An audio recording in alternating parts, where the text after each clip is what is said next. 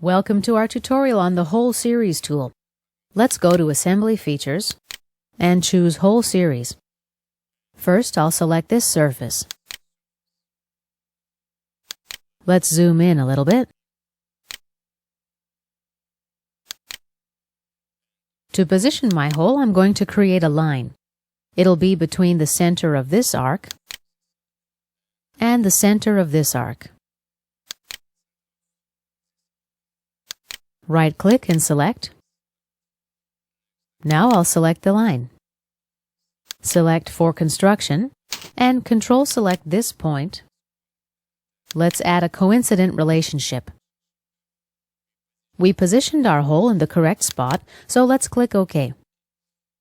We've got 3 more tabs here to explore: the first tab, the middle, and the last tab. Let's check on the first tab. Here we can choose from 3 types of holes. I'm going to choose countersink. Size, let's make it 1/4 inch. The next tab is the middle section. It's obvious that we only have 2 parts, however, the first and the last part. So let's skip the middle part and go to the last part. Here we have a checkbox allowing auto-sizing based on the start of the hole. Or we can choose a different hole size and type. Under End Condition, let's choose Through All.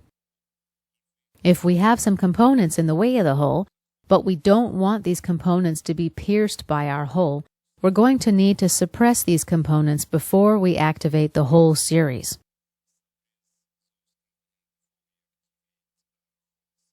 At this point, we're ready to click OK. And here is our hole. Let's expand this feature. Right here we have the sketch, which is responsible for the position of the hole. Let's cancel and click OK. We'll discard the changes to the sketch.